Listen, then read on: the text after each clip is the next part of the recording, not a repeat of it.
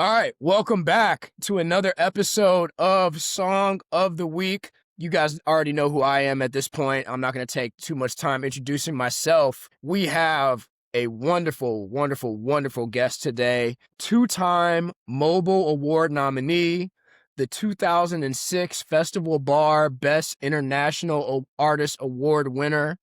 2007, he won the Urban Music Award for Best Album and Best Neo Soul Artist. Over 1 million records sold. The one and only Nate James. Nate, what's up, man? How you doing? Man, I am excellent. I'm super excited to have you here today, man. Thank you so much for hopping on the pod with us. Me too. It's a pleasure. Yeah, absolutely, man. So I want to get right into it. I'm curious about your upbringing. You were born on a military base in England, and you had a dad that was American and a mother that was English. What was that experience like? And I always love asking people, what type of music did you guys listen to growing up in that house? That's how it's like 3 questions in one. Yeah, So, I'm sorry. no, it's fine. So I think for me, growing up in, a mixed heritage, mixed culture household was a blessing, truly. As far as the perks of having an American dad and American citizenship is that we got to go on the airbase, me and my brother, and we go bowling, and we had Popeye's chicken, and we would get to go to the BX and buy, obviously, as kids, like Bubblicious gum and Reese's cups and like all these American sweets that, my friends at school, my English school, didn't have access to. So I think like as a child, like having access to really good American food, soul food, the ribs, the chicken, the mac and cheese, McDonald's does not compare. KFC does not compare, Yeah, So I think, and then even now, Popeyes just came to the UK finally, like the high street. So like, I'll go and get some fried chicken. I'm like, yeah, it tastes like Carolina, where my dad's from. Musically, again, I think we had the best of both worlds. Like my dad raised me on Teddy Pendergrass, Luther Vandross, Stevie Wonder, Marvin Gaye, who else? Prince. I mean, like all the icons, the soul gods, I call them, and goddesses. And then my mum was like, really into her Simply Red, the kind of 80s, UK soul and pop artists, George Michael. So I think that's my music is kind of it is pop and it is soul because I grew up with both of those being kind of happily drummed into me. So yeah, it was a very happy household. It was my mum and, 3 men, which I think she felt a little bit, it was out of balance at times. So she had to kind of rein us in to make sure we were aware of who the boss was, at times, of course.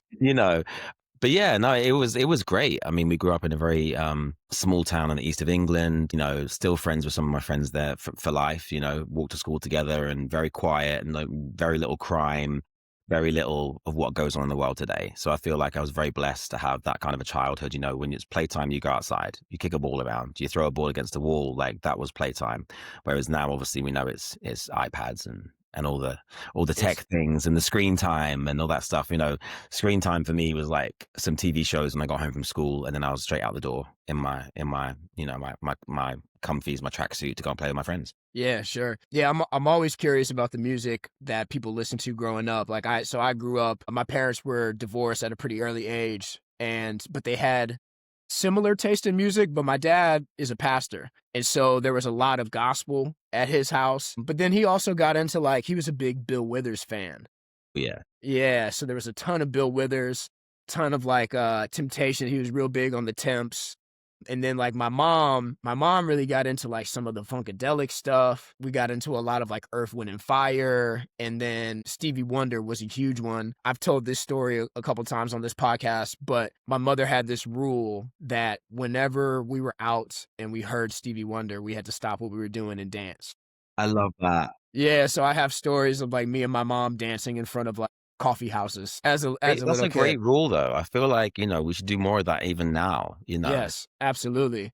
Celebrate great music, 100%. Yeah, celebrate it. And just, be okay with being a little bit goofy out in public now, right? Now you see people dancing out in public, but it's always everyone's doing the same TikTok dance, right? And they're very safe as well. They don't want to do anything too out of the blue because people will talk about it. Exactly. Yeah. It's very cookie cutter. Every article that I've read about you talks about particularly how Stevie Wonder and Marvin Gaye influenced you and how they were kind of your biggest influences. Tell me what it was about those two artists in particular that really intrigued you. I mean, for me, like I didn't go to stage school. I wasn't trained to sing. I learned to sing in my bedroom, listening to these people in Okay. particular. I listened to where they breathed, how they, pronounced certain words, how they wrote songs, the kind of subjects, the flow of the song, that classic, verse, pre or bridge, chorus, and then the middle eight and the big moment at the end, the crescendo. So I think when it came to making my record, and also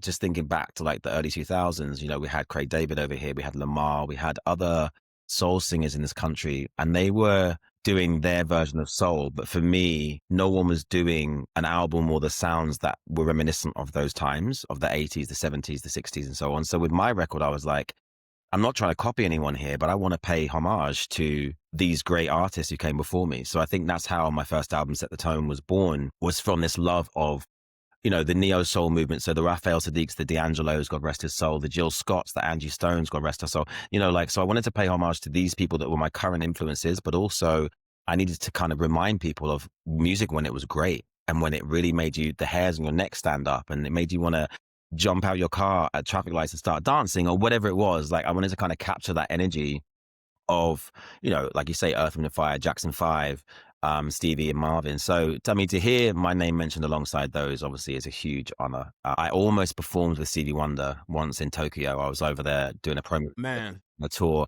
and it just so happened my diary didn't coincide, but I was supposed to be a special guest on a show, and I was so mad.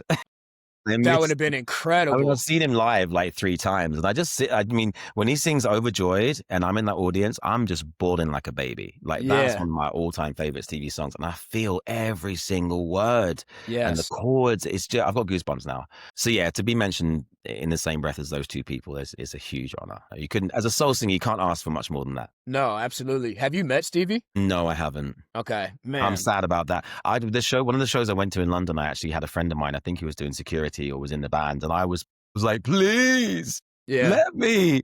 And he couldn't. I mean, it didn't happen. But, maybe it will. I keep saying we need to wrap him in bubble wrap and keep hold of him because he's one of the last ones standing, right? Yeah, we've had a bunch of Stevie conversations on this pod. We interviewed, I'm not sure if you're familiar with the artist. Her name's Tank from a band called Tank and the Bangas. Love them, yeah. Okay, yeah. And I don't remember how we got on the topic of Stevie, but she had this moment where it was almost like she realized eventually Stevie Wonder is going to pass away. And she it almost brought her to tears of just like, oh my God, like one day we're going to lose this incredible individual. And I'm with you. So for me, the Stevie song that gets me is As. Yeah, of course. I mean, he has so many songs. So many. It's crazy. And this isn't a hot take, but I think it's the most well-written love song ever. And there's something about that song. I can be almost anywhere and I'll drop a tear if I hear that one. Like there's something about the lyrics. There's something about his melody and the rhythm. Like Stevie was one of one, or is one of one, and absolutely incredible. Absolutely. And same goes for Marvin. So I'm curious. So you're a kid growing up in London. No, the east of England. I moved to London for music, but I lived in East Anglia, so a small little town called Woodbridge I grew up in. Okay. When did you realize music was not only something that you liked, but something that you wanted to do? I think when I was maybe 8 years old at primary school. So I guess that's elementary school for you guys. Is that right? What grade would that be? I was 8 years old. Yeah, so elementary school for us. So when I was at school, the school would put on a production every Christmas of a famous, like a Joseph and the Technicolor Dreamcoat, or a famous, English or a celebrated theater show. They were doing Joseph, and I auditioned to play the Pharaoh. I didn't think I was good enough to play Joseph. I was like, I want to be the Pharaoh. Also, I had the skin tone for it, right? Okay. No makeup needed, right? Yeah. So anyway, I auditioned for it, and I remember I got the part. And I remember overhearing the older kids at school who auditioned, they didn't get the part. And they were like, Miss, why did Nathaniel, my real name, get the part? And she went, because he can sing better than you. And the way that she shut it down, I'll never forget that moment. And then I was like, so then it kind of went through to high school, and I did performances at high school and productions and dancing. And I didn't study the arts, but I did them as a hobby because I enjoyed it. It was an outlet for me, creativity. I mean, I think I was in a class, maybe I was 13, 14, and my girlfriends I had were like, you've got like, I would walk into school singing Usher, singing Mariah Carey. We'd walk to school together, like, Nathaniel, sing Hero and this and that. And I'm like, "Ugh, again." So like, I would sing these songs. And then I think for me, when I realized it was something that actually really affected people or like resonated with people was when I was in my bedroom singing a song for Mama by Boys to Men. Yep, of And course. I had my door closed and I was just trying to hit them one yay notes, which is no joke, by the way. Sure. Even before your voice is broken, it's still no joke. And I was trying to hit these notes and I came out of my bedroom for some water and my mum was on the stairs and she was just like, just smiling and crying. And I was like, what's wrong? And she's like, you need to do something with this. And I was like, what? She goes, you just sang that song like note for note and nailed it. So anyway, and then everything I said to my agent at the time, I said, I want to be a singer. Is there any auditions you can hear about, whatever? And it kind of led me into this boy group and then that disbanded and then I got to my solo career. So for me, it wasn't so much me going, oh, I can sing, I'm great. It was more so I sang because it's just in me. I just did it. And then people would hear me sing and be like, where'd that come from? Like, what are you doing with this? Where are we going? When do we start? So yeah, it was kind of outside of me that influenced me to want to become a singer. I mean, I'd watch Top of the Pops and like music TV shows, MTV when I was younger, and I'd be like, I want to be on that stage with the smoke machine and the lights and whatever. So I think there was a spark in me.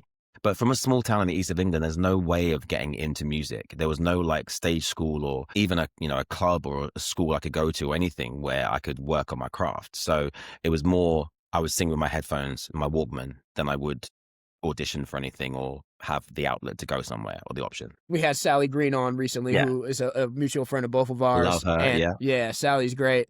And we had a conversation with her of like, what do you hear throughout the day? Like, do you hear instrumentals? Do you hear lyrics? Like, are you one of those people that just kind of hears music throughout your day and does it kind of Okay. illustrate your Yeah. mood? So I don't play. I can find chords to write songs on a keyboard. I used to play violin when I was younger, but I was Okay. bullied because of that. So I quit that to have a happier life and a more peaceful life. I have literal full orchestrations in my head. Like my phone is full of lyric and melody voice notes, 100%. But when I hear the voice note, I can hear the strings, I can hear the drum, I can hear I can hear everything. I just can't bring it into reality. So that's when I have to go to a friend who has a studio or has some samples or has something just so I can create something with them. And then we'll end up finishing the song. But, like recording wise and stuff, I'm always in the room like, oh, I'll sing what I need you to play on the violin or the guitar. So yeah, I say I'm a frustrated musician. I'm not. I'm very blessed to be in the position I am and to have had the career that I have had. But yeah, I mean, I kind of, it's not like it's a mental disorder as such, but I feel like it's definitely a condition that I have where I'll just be like in my house with my other half and I'll just be singing it and I'm not even realizing that I'm singing. And he's like, what's that? And I'm like, oh, it's this new song I wrote. And he's like, what, just now? I'm like, yeah. It's just in my head. And Yeah. I read is it Rick Rubin wrote the book about being a creative and Yes. how when you're in the studio, and it's so true, or if you're driving and you create a new route, everyone's creating something in some way during their day. But when you're in a studio and you're writing a song, where did that thought come from? Where did that feeling come from? Where did those lyrics come from? Where did that emotion come from? And I'm like, the universe, God, whatever you think is your inspiration and you're channeling from somewhere else. I honestly believe that because I'm like, I can't switch it off. And Yeah. I'm grateful to have that gift. But, I just feel like, yeah, so I do walk around day in, day out, putting notes on my phone and vocal poetry and yeah, all that stuff. I do it all the time. Yeah. So you said you were kind of high school age when your mother's saying to you, like, you got to take this, like, we got to do something with this. What's that period in between that and Set the Tone in 2005? Like, what happens after that? So between high school and Set the Tone, is you ask what happened then? Yeah. Yeah. Okay. So I was with the model agent, like I said, and I said to my agent, if you hear of any auditions coming in for a boy band or a solo artist, let me know. And I'll get on the train to London and I'll go down. And there was a few that came through, but I was like, it's pop, it's this, it's that. It's not really me. I want something more soulful. And then out of the blue, a producer from London called my agent that was based in the east of England, so nowhere near London, and said, have you got any mixed race, curly haired singers. I mean, he was literally asking for me. Yeah, he's There was looking no for one you. that looked like me who could sing on the books, right? So I was like, thank you. So I went down and I sang for him. And then I got into a group. I was one of the lead singers in the group. We had a huge record deal with WEA, which is Warner Music. And we recorded an album. They spent a lot of money on us. It was like the end of Spice Girls time, I say. So it was like they were just throwing money at Sure. everything and us. Yeah. Going here to do a video shoot, going here, and it was big money time. So anyway, then the label boss was sacked, and then someone new came in. It was that usual story about being dropped, and someone new came in, didn't know who we were, so we got dropped, and I went home. I went home a very broken 17, 18-year-old. And I was like home at my parents' house, and I felt like a failure, and like all those things that we beat ourselves up when it's not our fault, but that's how we feel. And I just was like, I'm not doing music anymore. Gonna just park that. And I worked in a hotel, and then I had a call from a manager from London who was like, I've heard some of the songs you wrote, and I think you're a great songwriter. How would you feel about coming back into the industry, but as a writer, where you don't have the pressure of being an artist and all these things? And I was like, all right. So he drove up to my hometown from London, and he said to me, right, I'm going to get you a songwriting deal in the next 6 months. And he did. I signed with Universal Publishing as a writer.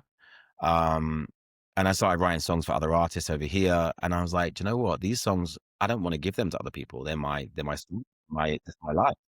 So I kept them, which pissed off a lot of people, I'm not going to lie. But it was the beginnings of my album and set the tone. And the song Set the Tone was the catalyst for that. It was about my girlfriend at the time. And I just wanted to build an album about relationships, about life, about the joys, the highs, the lows. And then I had the money, luckily, to finance it myself. So I didn't sign any major label deal. I had offers from every major label. And I was like, I can do this myself. And they were quite angry about that. I think they thought it was quite arrogant of me. And I was like, but why would I give you my record and you give me back 20% when I can just keep the whole thing for myself? That's stupid. That doesn't make any sense. This is the age-old thing about record deals and about labels. It's like, hey, give me your finished product and I'll give you 20%. No, you won't. Right. So anyway, and we released it. We did license deals around the world with small labels. I think the biggest label was Virgin in Japan. I blew up in Japan. I was performing alongside Snoop Dogg, Lauryn Hill, Erykah Badu, Pharrell, Damian Marley. Like it was crazy. And I come back to England, and I did sell over here, and I was nominated for awards, but I would go to the pub with my friends, and there might be a few people say, "Oh, that's Nate James. Can I have a picture?" I'm like, "Yeah, cool." But then I was left alone, and it was kind of nice. I wish I had had success more in my home country, but also the blessing of the peace is nothing to joke about. That was great. And then here we are. Album 3, recorded the vocals. My first openly gay album, because I had to code my language in the past 2 projects because I wasn't out and I was told to stay in the closet and all these things, which is stupid. But this is what we're taught to believe, that if you are this certain way, not necessarily about sexuality, if you're a certain way, you're going to alienate this audience. You're not going to sell records. You're not going to connect. And I'm like, people love people. I feel that's why I want to believe in the world, that doesn't matter your skin color, your age, your gender, your sexuality, your preference. It just matters about the music, and that's how it should be. So here we are after a hell of a journey, an amazing 20 years, and I'm ready to go again. Hell yeah. Can I ask, so you touched on it, this next album coming up is your first album as someone that's openly gay. Set the Tone and your other music. Yeah. Bible, yeah. And so was there a part of you, like, you're as successful as you've ever been, and there's a part of you that you're not sharing with the world? Were you unhappy with that, or was it something that you were accustomed to and it wasn't a big deal? I think because of the speed at which life was moving at that time, I didn't have a minute to sit back and think. Yeah. I was a machine, and through whichever way possible, I would deliver the new album, I would release the music, I would tour it. And I think, in some respects, I kept myself busy to avoid those internal questions and to avoid thinking about, are you being true to yourself? Are you being real, for want of a better phrase? And I think that's why I took so long to make this record and to come back, is because I needed time just to be. I think, I sold a lot of records, and we're talking physical, we're not talking streams here. We're talking, yeah, for sure. Sales, people right? going to the store and going and buy your record. The physical days. Yeah. So, that took a lot of, radio tours, early mornings, fights, different city. Where am I? What am I singing? Like, it was a whirlwind for probably 5 to 10 years. Yeah. So when everything kind of started going a bit downhill for me, spiraling, if you will, I was like, right, I just need to take a step back from this. I was still creative. I was still DJing. I was still writing songs, but I wasn't releasing them. I wasn't being an artist because I was like, I need a break. I need to just quit for a second and take a minute and just take stock of myself and what's around me and work out where I'm going next. Yeah. So yeah, the new record, like the records I've released are true to the time they were written and true to the person I was at that time. But this record I'm the most proud of because it is me. It's called The Man I Am, and Yeah. that's what the title track is about my father and my granddad and my mother in respects as well. But it's about the people that made me the man I am and the people that, told me to be myself and not apologize for it. That's awesome. That's the theme of this record. And I think right now in the world, with us being told through social media, through so many ways and shapes that we should be this way in this shape, I think that, a record or music that celebrates who you are as you are, I think is so important. Sure. What do you think of this new wave of independent artists? You touched on it a little bit. You were kind of a pioneer in that space of being independent, and now not everyone's not doing it, but there are definitely a lot more people that are doing it. What do you think of that, and kind of how people have just evolved in the way they think about that stuff? I mean, I have been told this, and I do kind of feel it. I was definitely one of the first in this country to own my masters and be independent and release my own music. Yeah. And, that had its backlash from the industry. I definitely think there were certain blocks put in place, maybe at radio, maybe at TV by, the powers that be, because they were like, you can't hold that space.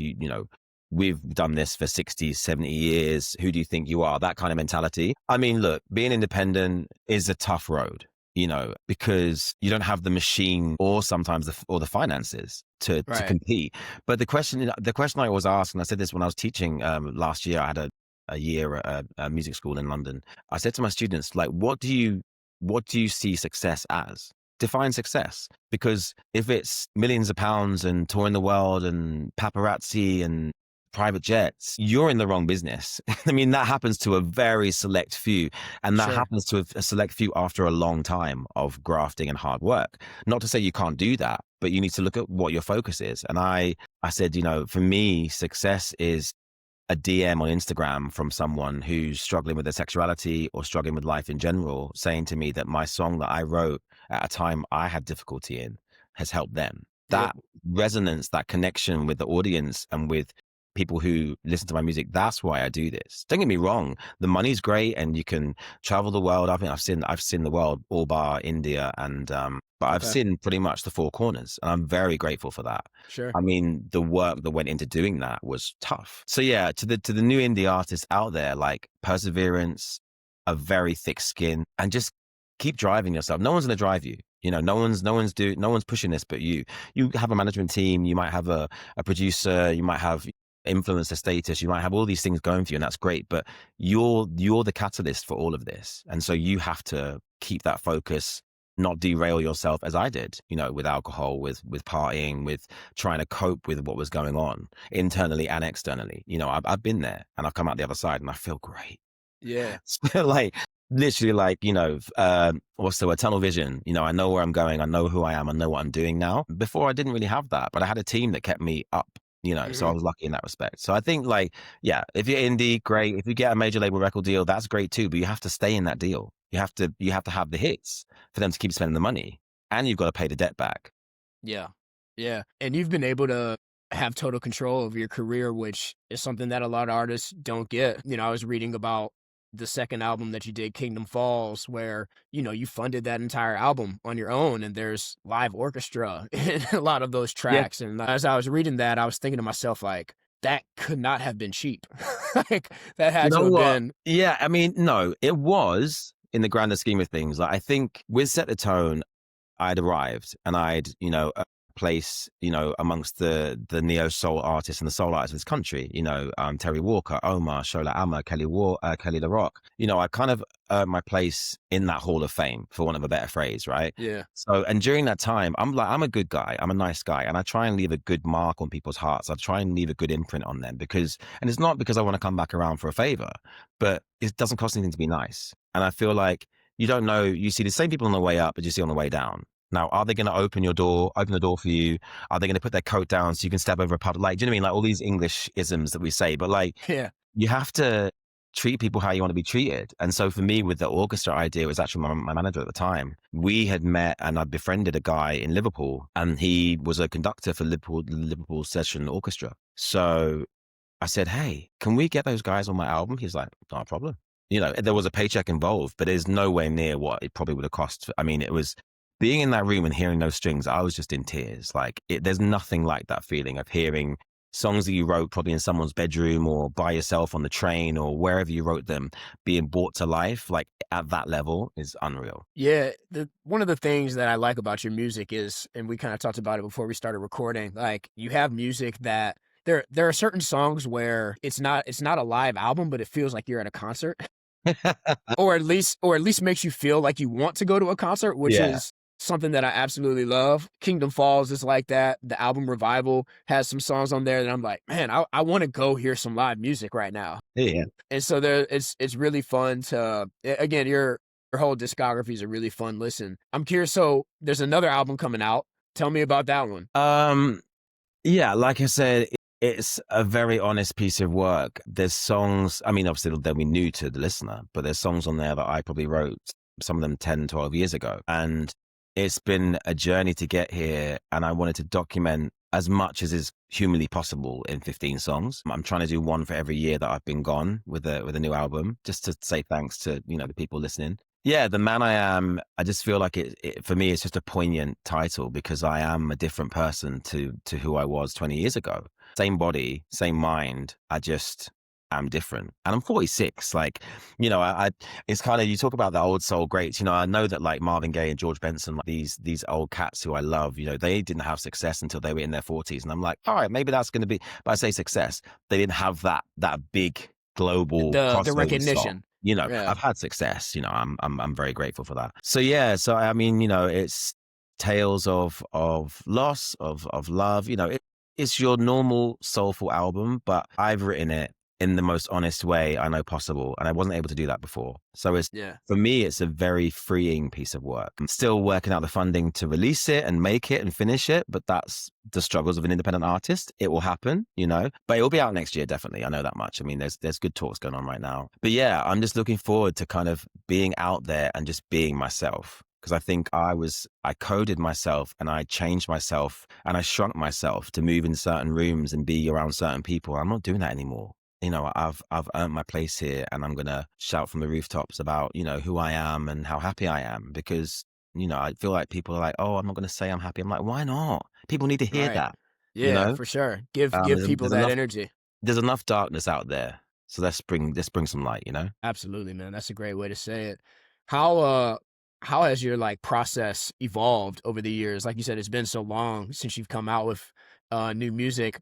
Is your process exactly the same? Have you found different ways to challenge yourself with the way you write music and everything? I think, in honesty, my songwriting hasn't changed in the sense that I write from the gut. You know, if I want to say I love you in a song, I will say I love you. I'm not going to go and ask an AI or ask a thesaurus how many different ways I can say I love you. Like, if it fits, it fits. And I Yeah. think that a lot of songwriters and artists out there sometimes procrastinate so much because they're like, it's been said before, but yeah, but you might not have said it in your way with those Yeah. notes and that arrangement. So, I mean, I think, you know, there's obviously present day artists that I listen to and love. So I think there's probably elements of other artists in there that, you know, I think this new album is going to have the essences and the nod to the music, the classic soul that I love. But also I need to keep it fresh. I need to keep it current. I need to keep it radio. I hate saying this, but it has to be radio. Like, I'm not Sure. changing myself, but maybe in the production of the song, there'll be certain elements that are more current, as opposed to making, I've done Set the Tone. I'm not making Set the Tone take two, you know, Right. or Kingdom Falls take two. This is The Man I Am. This is a new phase for me, and my most happy phase. Yeah, I think my process of writing songs hasn't changed. My phone is still full of melodies, and there's still probably another 100, 200 on there that I need to get down in song at some point. But for now, and me being a Virgo, like, I'm happy with the tracks I've chosen for that album. that may change between now and when it's released. But I'm on my laptop, I have the new album there, and I listen to the demos on occasion, and I might swap the running order of it and stuff, but it's there, and I'm really happy. Yeah. Rewinding a little bit, you've worked with and bumped shoulders with some really big artists. I'm curious, our friend Sally told me to ask you a little bit about Amy Winehouse and Uh-huh. your friendship with her. What was Amy like? Amy, it was great. So I met Amy at a little jazz bar in Soho. I was there, I think, with some friends on my band, and we were just having a couple of beers. It was like end of tour, just like a little night out to say thank you. And they had a house band in the venue, and they asked me to get up and sing a song. So I sang Stevie Wonder Lately. And as I started singing the song, Amy walked in with one of her like Hermes handbags, and she saw me on the stage, put a bag on the stage, and she came up and started singing with me. And I was like, and in my head, I'm like fangirl screaming. I'm like, Yeah. I bought the Frank. This is before Back to Black. This is the Frank album. Like, so I knew who she was. And I was like, this is Amy. She's singing with me. Don't fuck up the harmonies. Right? Like, literally, I was singing a song, going in my head. Anyway, we came on stage, went to the bar, and she was like, my mum's bought your album. My dad's bought, we love you. We love your music in our house. And I was like, what? Yeah. And then she Mind was blown. like, I said, well, I know Frank top to bottom, word for word. You want to go and sing one of them, you know? And we just became friends that there and then. She was born a day before me, a few years apart, but she's a fellow Virgo, and we just clicked. And then we just swapped numbers. We started hanging out. She moved over into the apartment complex I lived in. She moved over underneath me. So we were neighbors till the day she died. Wow. And she was an incredible human being, so talented. I mean, she came up one day to my apartment and played me Rehab on her guitar. She'd just written it, and I was like, "What is this?" Like, you can imagine, I'm just sat there. And then obviously it went stratospheric after that. But obviously we know, she went downhill from that, and the things and the people that she was involved with. I'm not going to name names, but you know who I mean. But Yeah. it was tough to see someone that I cared about so deeply in self-destruct mode, like she was. And Yeah. it was addiction. It was the people and the thing that she was addicted to. It's heartbreaking to see someone deteriorate like that. Sure. But by the time she died, she had got herself better. She got herself clean, and she was on the mend. And it just so happens that her organs, her body wasn't quite up to where she was physically and visually. And, she died as a result of a night at drinks and fun, in North London, which is where it all started for her, in a sense. So, I mean, I miss her. But whenever her song comes on, I always smile. I genuinely feel like she's with me, day to day, whether the music's playing or not, But yeah, we had a good run for probably 10 years, and she's just a sweet soul and would do anything for anyone. And just got a bit sidetracked is all I can really say. Yeah. Still an amazing person to be able to have Gotcha. in your life, even if Timeless music. her my mother's name is Valerie in the song Yeah. Valerie. It's another one that, like, it doesn't get me every time, but there are times where I hear that song and it gets me. So yeah, Mm. she was an incredible artist, man. You mentioned like Snoop Dogg and some of these other guys. Were there people that you ran into that, like, your mind was kind of blown that you were being able to interact with these people? Erica Badu. Yeah. Yeah, I was a bit tongue tied with that one.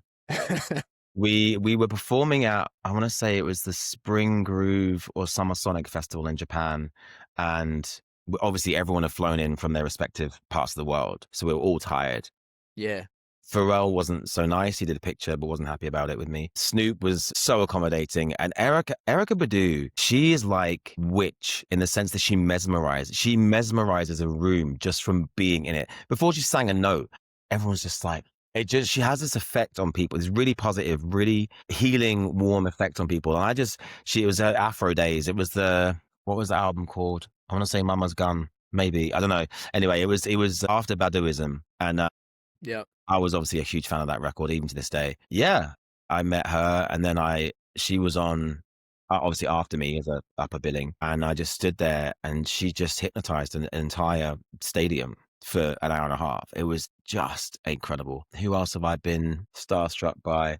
Do you know what? I feel it sounds really like silly to say this, but because I knew Amy and that the level of fame that she was at, and the Sure. circles that I moved in, like, we hang out with Mark Ronson, with Adele, with all these people. I didn't really, after that point, get starstruck because I'd been around superstars in a friendly, playing pool, having a drink atmosphere. So when I went out and did my own shows, it was obviously with some of my idols and people I respect the most in music. I was just like, I mean, they're people. People are Yeah. people. You know, say hi, shake a hand, have a hug if you're that sort of person. I love to hug. So if you don't, just put your hands out and I'll stop. But yeah, I think when I met Shaka Khan and I supported her here in the UK, that was a moment. But she's so tiny. She's like, "How you doing, honey?" And I'm like, "Hi, Shaka. Hi, Miss Khan." That was me. So yeah, I think Shaka and Erica definitely. I was a bit like that. Yeah. Yeah, no, I can imagine. I think for me, Snoop would be one where I don't know if I would know what to say in front of Snoop. Yeah. He's so legendary. A couple more questions. I don't want to take too much of your You're fine. time, but tell me about like some of the. I know you've performed at like the Montreal Jazz Fest. Like, what are some of the venues that you've loved performing at? I think for me, the Jazz Cafe in Camden in London is Yeah, obviously world renowned. And that was my first ever sellout show. I sold out one and they added, I think, 2 more nights because the demand was so high. This was my first single came out. So I hadn't even had an album out yet. And I was really overwhelmed by that because I was like, wow, this song that I wrote about my relationship has, you know, obviously it was on radio and the video was out there. And I think a lot of people in the UK thought I was American because the song had such an American sound. We filmed the video sure. in downtown LA. So it was good, clever marketing, but I'm not trying to escape that I'm British, obviously. So I think Jazz Cafe in Camden, because that's where it all started. I'm actually doing a concert there next month and it's for mental health. So it's like rather than doing a concert for the sake of doing a concert, it's actually raising money for something that I want to support and that I've dealt with in my own life. Yeah. And then the other end of it, Montreal Jazz Festival is a show I will never forget. I headlined the General Motors stage. I headlined above Al Green, Nora Jones, and Aretha Franklin. That Whew. in itself, that to me, like even saying it now, I'm not saying it to brag, like that blows my mind still because those artists, especially Aretha and Al, I mean, that's my childhood. That's my mum and dad's like relationship songs, you know, like that's levels of people. And I'll never forget, it was July the 4th. And obviously in Montreal, in the Piazza, the main central square. And there was 200,000 people watching me perform. And I'm like, and even the Metro, the newspaper in the morning had like the top gigs to see. And my name was number 2 of all the artists to perform and to go and see that day. So like the crowd and obviously it was Independence Day. So everyone, like people from the US came up for it as well. Yeah. And I think I sang Alicia Keys' No One. And I asked everyone to put their lighters or their phones up. And I honestly, I had to stop myself because I was just so overwhelmed and emotional. I couldn't even start singing the song. I was like, "Band, just give me a minute. Hold on. Are you fucking seeing this?" You know, it was crazy. I think that show was when I really realized that, you know, again, back to success, like I'm not huge in this country. I'm a name and I'm known and I've had a name and I've had a time, but you realize how far music can travel and how you can resonate with people outside of your home territory, elsewhere in the world. And when you get there and you see that love and you feel that people singing your song back to you, it's just the most incredible feeling. Yeah, that's an adrenaline rush that I think, you know, everyone's chasing an adrenaline rush like that with whatever it is they're doing. And yeah, I mean, you did it, man. Like, you know, Yeah. you've reached some of the highest highs that an artist can reach. So that's really cool. Thank you for sharing that with us. No worries. All right, let's do some song of the week. Okay. So I picked from your catalog, I Don't Want to Fight off of Set the Tone. Oh, Love that song. I love the harmonica, right? You very don't Stevie. That was my definite, like, when we did that track, I was like, and I heard the da-ga-da-dunk, da-ga-da-dunk, the beat and stuff. And I was like, oh, I said, I want to feel like Stevie. I said, one day if I put it on my record, maybe he'll hear it and he'll come and do a little surprise harmonica session at the start of one of my shows. So I guess with that song, I was kind of manifesting that Stevie came on. He hasn't done it yet, but he might. Well, if Stevie ever hears this, Stevie, please come. That'd be great. Yes, please, Stevie. But yeah, man, the harmonica on there. I love the message of the song, right? Like sometimes you just don't want to fight about anything. Yeah. Like you just want to kind of move on. But yeah, so I loved I Don't Want to Fight off of Set the Tone. Again, I really love that album. I love the Revival album too. Like again, it was a jam. Like it was just a really fun album. Made me want to go to a concert. Maybe you want to go see you live. The next time you perform, I'm gonna try and be there, man. That'd be a lot of fun. Well, I'm trying. I've never actually released a record in the USA domestically, like had a deal to release. And I have, as you know, now 3 albums. So I'm coming to the USA next year. Come hell or high water, I am coming to the USA and I'm doing a full tour. I'll come to where you are Yeah, Even I'll count just me come and in. sing in your back garden and just like with a guitarist, Come on. just Come do a on. show for one or bring your people around, whatever. But no, I honestly, like, I did South by Southwest. I did some great shows in LA and New York, you know, that I guess the main places, but you know, America's huge. So I Yeah. need to come and spend some time there. So that's definitely on my agenda for next year. I need to get out there, do some live shows, maybe with Sally Green as well, because I love her, you know. Hell yeah. Hell yeah. And just come over there and just bring a little slice of UK soul, because I feel like it's been a while since you've had some UK soul over there. Yeah, no, it definitely has, and we could definitely use some. So that would be great. Do you have a song that you want to highlight this week? I mean, so it can be any sort of anyone else, right? Any song of yours, any song of anyone else, any song that speaks to you now or has spoke to you in the past that you think Okay. people should listen to. So if you don't know, and I'll put you onto her to maybe interview her as well. There's a UK soul singer called Terry Walker. And Terry is my sister. We came out around the same time. She was on a major label. We did a lot of shows together. MTV Base was supporting us both over here and the big DJs and stuff. And I've known Terry as a sister for a long time. And I was with her at my friend's birthday last week, and we both sang for our friend. And she released an album last year, maybe the year before. And there's a song on this album called Fearless, and it's produced by the Children of Zeus. Don't know if you've heard of them, but they're amazing producers and artists themselves. Check them out. And the song is called Fearless, and it is when I woke up in a bad mood and I feel like I can't take over the world, or I can't, you know, I'm not strong enough, I play that song in the bath, in the shower, and it just picks me right up. So Terry Walker, Fearless is my song of the week for you. Okay, love it. I think you're going to love it. I think you'll love it.